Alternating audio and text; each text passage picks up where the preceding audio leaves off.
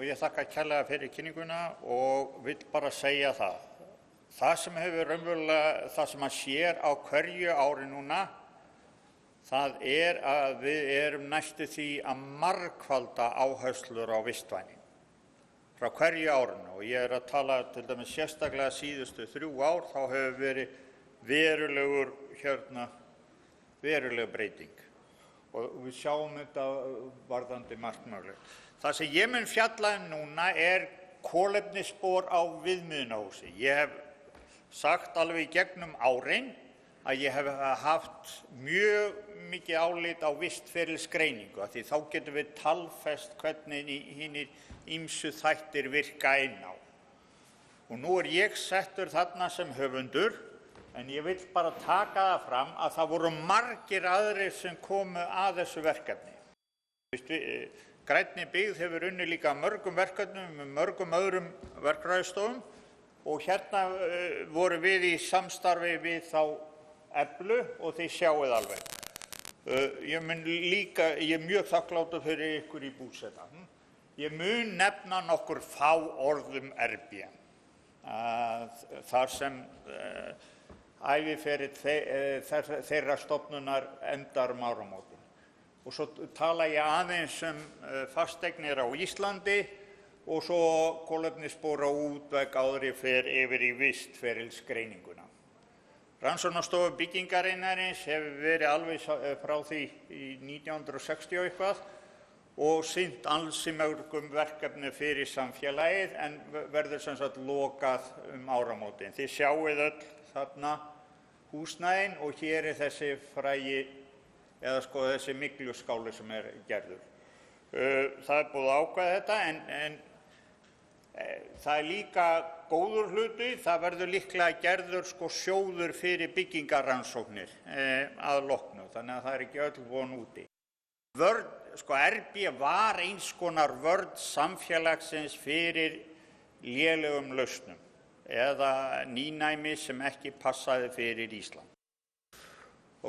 Hér sjáið þið deildirnar sem eru þarna og við höfum lagt mikla áherslu á kynningu og annað. Halda margar ráðstefnur sem tengjast og þetta bara núna undanfarið og svo síðasta var í samvinnu við grænni byggð.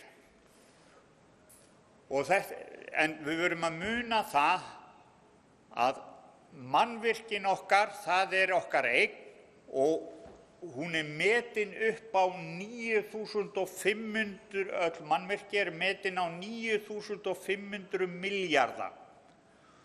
Hvað eru mörg núll í því? 13 núll. En við eyðum því næst engu í byggingarrannsóknir. Það 0,000, hvað ég komin í mörg núll? Allavega. Og það sem við eyðum í viðhald, það hægt að færa rök fyrir því að það sé á stærðargráðunni það sem við byggjum á hverju ári. Þess vegna það mjög mikilvægt að við reynum að minnka viðhald og auka endingu. Það líka vistvænt að auka endingu. Og þess vegna það líka mjög mikilvægt að við gerum vistferilsgreiningu að því að það sjáum eða life cycle cost, að því þá sjáum við hversu oft við þurfum að endurnýja hluti. Og hérna, það margir sem hafa rætt þetta og meiri sé að Ríkharður hann gerði minningargrein byggingarrannsóknir. Það sem vandamálið, það sem við erum svo rosa hrædd við, það náttúrulega að við erum með COVID-hrun á sama tíma og við ætlum að loka öllu. En nóg þetta. Hér getið þið séð til dæmis að því við vitum ekki hvað verður þessar rannsóknir og hér getið þið séð vöxt í mygluskálanum eftir að hafa verið í 1 mánuð og þá mismunandi gróf. Meiri sé að þessi hér, hann þarf að fara í klippingu, ef þið sjáið. Ég svo heppinn að ég tala seinni hluta dagsins, þannig að glærurnar sjást betur. Og ég hef oft sagt svona við leggjum allt og litla áherslu á að hlutir eigi að endast. Og þess vegna verður það sem challenge. Nú veit ég ekki hvert ég farin, en hérna kemur það og þess vegna gerðum við forrannsókn aðeins að því við vildum endilega reyna að fá tölugildi á kolefnisspori byggingarinnar og hér gerði design gerði að þau gerðu samkvæmt 2 aðferðafræðum, annars SINTEF bara reiknjar og öðru þar sem eru gerðir ýmis konar útveggir. Nú, við vorum með steinsteypuöldina á síðustu öld, nú mun allt breytast, en þetta þýðir líka að ef að steinsteypan á að lifa, þá verður hún að verða mikið meira umhverfisvæn. Hér sjáum við kolefnisspor á fermetri miðað við íslenskan útvegg, þannig að hefðbundna sem ekki æskilegur út á kuldabrú. Þegar maður nota LCC 400, þar að segja 400 kg CO2 per rúmmetra af steypu, alveg niður í 100 kg. Svo þess vegna var ráðist í þetta verk og við erum alveg mjög þakklátt Búseta því þið lögðu fram alveg gögnin og létu til þetta hús. Og svo verður bara framtíð að því að það þarf að endurtaka þetta. Þetta fyrsta nálgun. Þarna erum við að reyna að komast að einhverju niðurstöðu. Mér vitanlega þá þetta fyrsta lífsferilsgreining á venjulegu íbúðarhúsi og það reynt að hafa þetta til viðmunar. Líka því þegar ég sjái tölugildin og niðurstöðuna úr rannsókninni, þá vitið þið hvað þið að ráðast á til að lækka kolefnissporið. Og þetta með íslenska útvegnum, þannig að það kuldabrú og þetta hannað af Grím arkitektum og við erum líka þá þakköld fyrir öll þau gögn sem við fengum þarna. Að því að við erum að taka hús sem þegar byggt, þá var þetta mikið meiri vinna. Vonandi verður í framtímanum einhvern tímann sem næsta skref tekið hús þar sem fylgst með því frá upphafi. Þannig að gera ekki. Og hér sjáum við höfundana að þessu og ég stjórnaði þessu verkefni en hinir gerðu vinnuna. Og markmiðið náttúrulega að gera fyrstu nálgun og muniði það, þetta fyrsta nálgun. En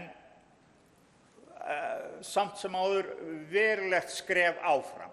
Það gert ráð fyrir alveg eins og við sáum í opnunarfyrirlestrinum, þá erum við að nota 60 ár frá vöggu til grafar og það má alveg deila það hvað æskilegast en í heimildum mjög oft notað lífsferilsgreiningu yfir 60 ár á venjulegu íbúðarhúsi.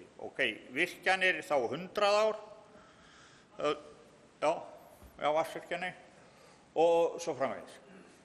Allavega, og þetta þessi venjulegur hringur sem þið kannist flest við og við erum það verið að meta umhverfisáhrif vöru frá vöggu til grafar. Og það farið í gegnum þessa ferla, það að segja byggingarefnin, það A1 til A3 og svo A4 blað, þið munið það þá alltaf. Og þá byggingin sjálf, notkun og loktíma. Og þið eru með þarna bækling sem þið sjáið líka sem gefin út af Grænni byggð. Það var alveg hellingur af bæklingu hérna í byrjun. Þeir bara það mikill áhuga á þessu máli. Og hér förum við, og ég ætla bara að hoppa beint í niðurstöðuna, af því að ég þar, fyrsta lagi, þá á maður ekki að vera, nei, þið megið ekki hafa þessa tölu, þið verða að vera lægri en þessi tala, 666, En ég gerði þetta svona að því að þá mynduðu muna þegar ég tala aðra hluti hér á eftir. Og hér sjáum við rafmagnsnotkun, þetta bara input parameter sem fer í þetta, þið munið að ég hálfur nossari og má sletta. Og hérna en svo ef við förum eins og hér yfir í ferlana, þetta, sko, glæran hefur eitthvað aðeins farið ef að þú nærð að gera eitthvað þannig og svo prófa ég aftur, svona, og já, hér sjáið þið, hér A1 til 3, það að segja byggingarefnin. Hér flutningur og framkvæmd sem þið sjáið hér, 10%, notkun sem við munum fjalla og svo niðurrif. Og hér telur steypan ansi mikið og hér telur heita vatnið ansi mikið, sem kemur kannski sumum á óvart. Og já, því miður þá vantar þessa mynd, því ég gat ekki sett hana inn í dag, en þetta var alveg, þarna ætlaði ég að segja nefnilega umhverfisáhrif, segja þér stáls og ætlaði að sýna EBD af stáli. Þetta var rosaflott síða þar sem að galvanisera stál, sem nána, og það uxu laufblöð á því. En galvanisera stál hefur rosahátt kolefnisspor. Það eru margir sem reyna að finna alltaf loophole þegar þeir gera Environmental Product Declaration, sko, það má ekki gleyma því. Við fórum hér listi yfir helstu byggingarhluta og það má ekki gleyma gluggum eða þakgluggum. Steypan, hér sjáið þið steypuna og þá sjáið þið alveg hver hlutur hennar og hér 666, en aftur á móti ef við förum í mjög umhverfisvæna steypu þá hluti steypunar orðinn sáralítill. Og það nú eitthvað að ske hér. Hér sjáið þið hitaveituvatnið. Hitaveituvatnið var þá meðan vegið meðaltal, þá var það á stærðargráðunni 116 kíló, það að segja aðeins þyngri en ég. Og en ef það aðeins nota heitt hitaveituvatn, þá það frá háhitasvæði, þá það, en þú getur lækkað 5% ef þú notar aðeins heitt vatn frá lághitasvæði. Og þetta kemur að aðalmyndinni ef hún hér. Nei, það vantar alveg heilan helling í þetta. Já, það vantar aðalmyndina. En sko í fyrsta lagi þá vil ég þakka rosa mikið fyrir, en það vantar aðalmyndina sem segir, til dæmis eins og steypa, hún var 191 kíló, á meðan að heita vatnið var 116 kíló. Ef þú notaðir umhverfisvæna steypu þá fórstu frá 191 kíló, mjög umhverfisvæna, niður í 55 kíló, þar segir minna en hitaveituvatnið. Og svo náttúrulega meiri kolefnisspor af hitaveituvatni þegar það kemur frá háhitasvæði. Og ég ætla bara að þakka hér og fara yfir niðurstöðuna. Hér sjáið þið töluna og þau verða þá alltaf að reyna að lækka hana. Ef það notað svona þá hægt að lækka þennan hluta allverulega, eða 20%. Og hér sjáið þið skiptinguna sem byggingarefni, flutningur og framkvæmd og notkunin sem þá rafmagn og hitaveituvatn, en hitaveituvatn vó mikið hærra. Og svo niðurrif. En munið að ef þið hefðu notað olíukyndingu, þá hefði þetta lent svona. Og þeir sem hafa séð mig áður halda fyrirlestra, þá sést alveg að efnin hér á miða við notkunin hér. Þannig að við erum ennþá ansi heppin. Takk ykkur fyrir.